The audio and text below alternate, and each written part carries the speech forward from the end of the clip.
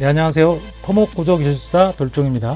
네, 이번 영상에서는 136개 토목구조기술사 1차 필기시험 출제 경향 분석을 좀 해보도록 하겠습니다. 네, 이번 136회 시험은 지난 5월 17일 날 있었죠. 약 2주 정도 지난 것 같은데요. 합격자 발표는 이번 달 6월 25일 수요일 날 있을 예정입니다. 네, 제가 미리 이렇게 분류를 좀 해놨거든요. 1교시 1번 문제는 케이블 교량의 영구 부재에 대한 한계 상태별 목표 신뢰도 지수를 묻는 문제입니다. 요거는 설계 기준으로 제가 분류를 했고요. 두 번째 철근 콘크리트 뒷부벽 공벽의 각 부재별 안전성 검토죠. 안전성 검토 방법에 대해서 설명하시오. 요거 좀 애매하긴 한데 RC로 분류했고요. 한계 상태 설계법에서 PLCC 구조물의 취성 파괴 방지, 취성 파괴 방지에 대해서 설명하시오. 요건 뭐 당연히 설계 기준으로 하는 게 맞을까요? 아니면 TSC로 하는 게 맞을까요? 한계 상태 설계법이라는 말이 나왔기 때문에 제가 설계 기준으로 판단을 했습니다.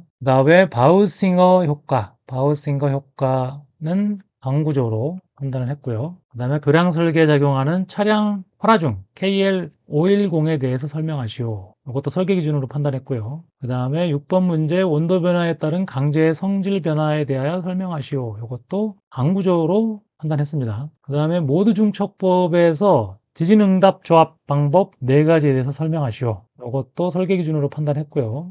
그럼 애매하죠. 내진 설계 기준을 물어보면 설계 기준으로 해야 되는지 내진으로 해야 되는지 애매하긴 한데 설계 기준으로 봤고요. 소송 해석의 기본 정리, 상한계 정리, 하한계 정리, 해의 유일성에 대해서 설명하시오. 요거는 설계 기준으로 했고요. 돌망태 옹벽 KDS 118015의 설계 시 안전율 기준과 내적 안정성 해석, 외적 안정 해석에 대해서 설명하시오. 요거 좀 애매하더라고요. 그래서 요거는 그냥 부대공으로 했습니다. 그 다음에 공항시설물 중 내진 특등급에 대해서 설명하시오. 이것도 설계 기준으로 판단했고요.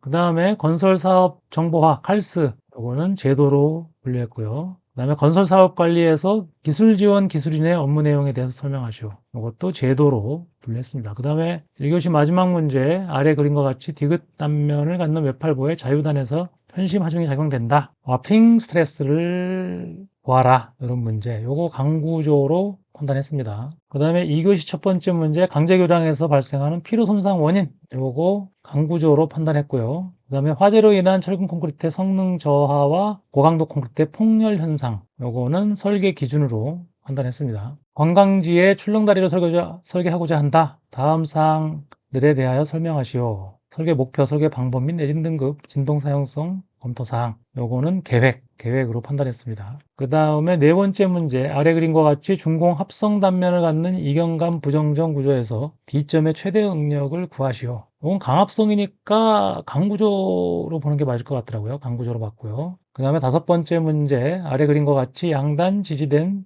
강제 걷어에 긴장력을 도입하고 이동하중을 제어할 때 자중을 고려하여 지간 중앙에서 상하연 최대 응력을 구하시오.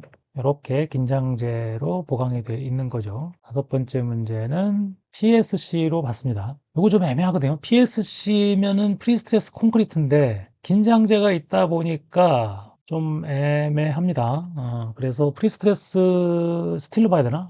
PSS 아무튼 긴장력이 있다 보니까 프리스트레스 PSC로 봤습니다. 그 다음에 2교시 마지막 문제 아래 그림과 같은 기둥의 하단부 AD가 각각 고정단과 회전단으로 지지되어 있을 때 기둥 상단의 횡변이가 발생하는 경우에 대해서 좌굴하중 P를 구하시오. 이거는 구조역학으로 봐야겠죠? 구조역학으로 판단했고요.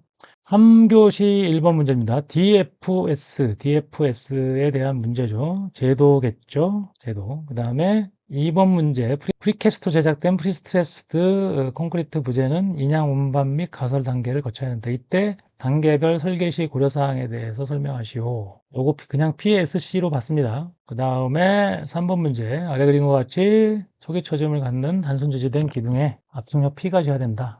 기둥 문제죠. 그죠? 그래서 3번 문제는 초기 처짐을 갖는 기둥의 압축력과 처짐에 관한 관계, 구조역학으로 봤고요. 그 다음에 4번, BIM 시행 지침을 묻는 문제죠. 요거는 뭐 당연히 제도로 봐야겠죠. 그 다음에 5번 다음 그림과 같은 구조계에서 다음 사항에 대해서 설명하시오. 구조계가 A, B가 고정이 되어 있고 중간에 스프링이 있는 외팔구조, 스프링으로 연결된 두 개의 캔틸레버, 구조역학으로 봐야겠죠. 그 다음에 3교시 마지막입니다. 횡변이만 발생하는 2층 전담 빌딩, 쉐어 빌딩의 자유진동 응답을 구하시오. 이렇게 되어 있죠. 요거는 동력학으로 봐야겠죠. 그 다음에 마지막 4교시 첫 번째 문제, 철근 콘크리트 부재에서 합성 인장 거동의 응력 변형률 분포와 인장 강화 효과에 대하여 설명하시오. 요거 RC로 봐야겠죠. 철근 콘크리트니까. 그 다음에 공항 비행장 시설 및 이착륙장 설치 기준에 따라 유도로에 교량을 설치해야 되는 경우 다음에 고려사항들에 대해서 설명하시오. 이거가 약간 설계 기준 같은 거잖아요. 그죠? 설계 기준. 그 다음에 이렇게 생긴 원형 단면의 반원이죠. 반원. 소송설계법에서 원형 단면의 소송 강도를 산정할 때 다음을 구하시오. 반원형 단면의 도심, 원형 단면의 형상계수, 찜 자국이 없을 경우 원형 단면의 하중계수. 3번은 부족학으로 봤습니다. 그 다음에 4번은 스트러타이 모델에 관한 얘기입니다. 아시겠죠? 그 다음에 5번 긴장재가 들어가 있죠. GSC로 봤고요. 4교시 마지막 문제, 지하차도로 설계할 때 내구성 설계 기준. 이거는 설계 기준이겠죠. 설계 기준을 봤습니다. 그래서 뒤쪽에 논술 계산 요거 분류했고요. 자, 이렇게 31문제를 살펴봤는데 전체적으로 보면 이렇습니다. 31문제 중에 제일 많이 나온 게 29%로 설계 기준이었고요. 그 다음이 16%로 강구조. 그 다음이 13% 똑같습니다. 제도하고 구조학. 그 다음이 RC, PSC가 똑같이 10%고, 그 다음이 동력학과 계획, 그 다음에 부대공. 이렇게 분포를 하고 있습니다. 논술과 계산은 논술이 70%, 계산이 30%, 7대3 비율이고요. 누적으로 보면 정확하게 7대3이에요. 논술이 7, 계산이 3 이렇게 돼 있고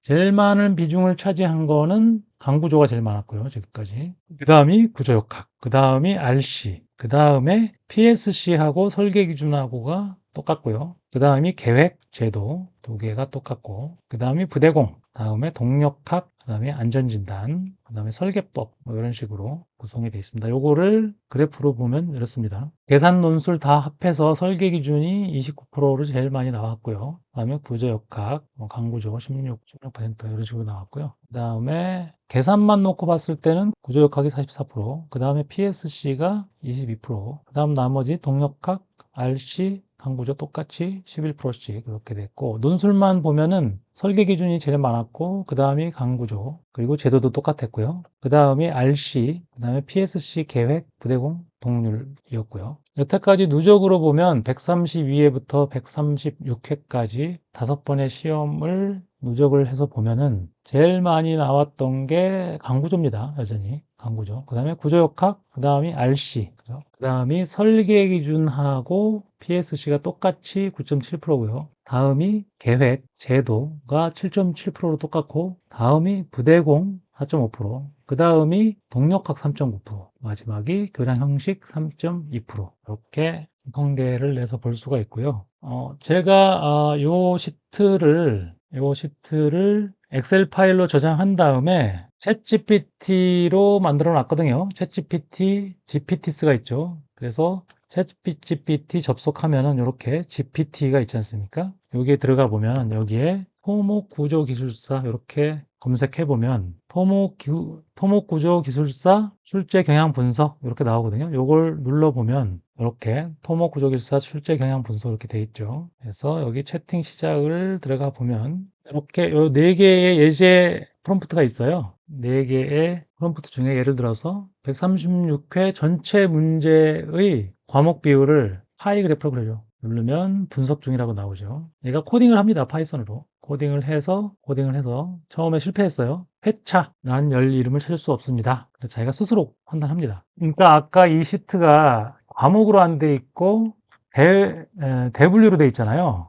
대분류로 돼 있다 보니까 근데 물어보는 거는 아까 뭐라고 물어봤죠? 과목 비율을 그려줘. 그러니까 얘가 그냥 우리가 프로그램을 이렇게 만들면 이거 해결이 안 되잖아요. 근데 AI는 자기가 스스로 대분류가 과목인 것 같은데 이런 거를 스스로 파악하죠. 문제의 대분류, 이걸 과목으로 판단을 합니다. 이런 게 우리가 여태까지 했던 프로그램하고 달라요. 자기가 스스로 고쳐서 코딩을 다시 합니다. 이게 다 코딩을 다시 한 거예요. 이렇게도 해보고 저렇게도 해보고. 그래서 이렇게 그래프가 나왔습니다. 설계 기준 29%, 강구조 16%, 제도 12.9%. 얘는 소팅을 해서 이렇게 그려준 것 같아요. 그죠? 아까 제가 그래프 그린 거는 요거였잖아요. 요거 똑같은 거잖아요. 136회. 요거였었잖아요. 그죠? 얘는 지금 소팅은 안 돼 있거든요. 그러니까 순서대로 구조역학, 강구조, RC 이렇게 구조역학, 강구조, RC 이렇게 순서대로 돼 있잖아요. 근데 지금 챗GPT에서 그린 요게 이제 매플롯리브라고 파이썬 그래프 그리는 모듈입니다. 그 모듈에서 이렇게 소팅을 해서 그렸네요. 제일 큰 걸 여쭤다 두고 이렇게 돌아가면서 반시계 방향으로 돌아가면서 점점 작아지죠. 이걸 이렇게 누르면 좀 크게 볼 수가 있고요. 이렇게 뭐 여러 가지 이런 것들을 뭐 물어볼 수가 있습니다. 예를 들어서 132회부터 136회까지 뭘 물어볼까요? 강구조? 강구조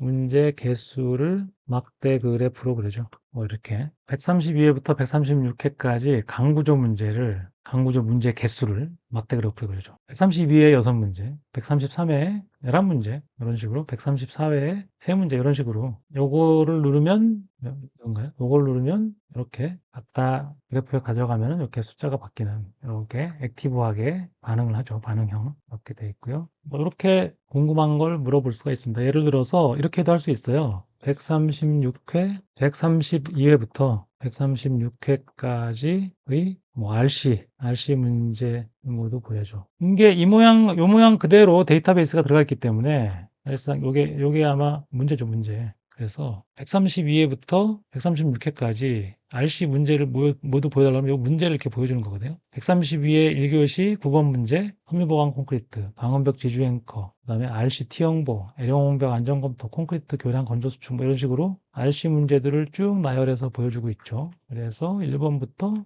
첫 번째부터 21번째까지 이렇게 보여주고 있죠. RC 문제가 3문제였나요? 136회에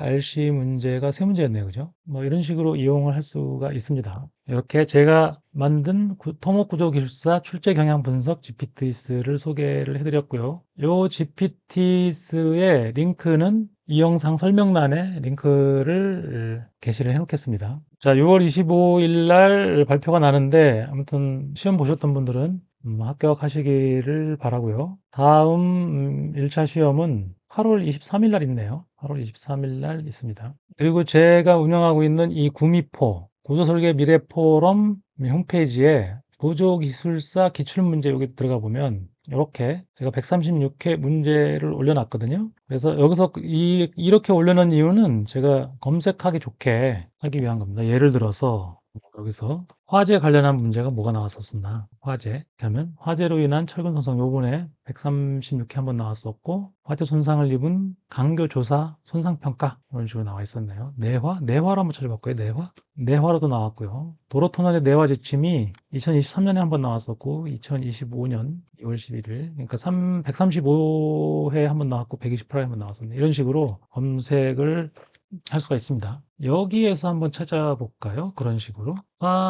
내화 관련해서 출제된 문제를 모두 보여줘. 화재 또는 내화 관련해서 출제된 문제를 모두 보여줘. 132회부터 136회까지 중에서 이런 식으로. 까진데 어떻게 났나요? 아까 화재 또는 내화라고 그랬는데 여기 보면 어떤 거 두 개만 지금 나왔거든요. 보면은 내화만 나왔네요. 내화. 아까 여기 화재 있고 아까 여기서 검색했을 때는 128회 135회 화재 136회 104회 여기는 아까 138회 135회 136회 그러니까 검색이나 이런 거 사실상 이런 그 전통적인 방법이 더 나은 것 같더라고요. 얘가 모든 걸 잘 찾아주는 건 아닌 것 같아요. 이게 코딩을 한 건데 보면은 132에서 130회까지 화재 및 내화 관련 문제 화재 또는 내화가 들어간 거를 찾은 것 같은데 왜 못 찾았는지 모르겠네요. 화재 내화 그죠? 화재 내화 화재 또는 내화인데 그럼 4개가 검색해야 되는 것 같은데 그죠? 아무튼 2개만 검색이 됐어요. 네, 제가 만든 GPTS는 132회부터 136회까지 문제를 정리한 거고요. 제가 구미포 홈페이지에 올린 기출문제는 그 이전 것도 있다 보니까 구미포 검색에서는 4개가 나왔고 GPTS에서는 2개가 나왔어요. 화재로 검색했을 때는 104회 게 하나 있었고 화재 손상이 입은 강교 그 다음에 내화로 검색했을 때는 128회 있었죠. 나머지 두 문제는 132회 이후로 나온 거고요. 그래서 차이가 났던 겁니다. 자, 136회 토목구조기술사 출제 경향 분석 영상을 여기서 마치도록 하겠습니다. 영상이 도움이 되셨다면 구독, 좋아요, 댓글 부탁드리겠습니다. 지금까지 토목구조기술사 돌정이었습니다. 감사합니다.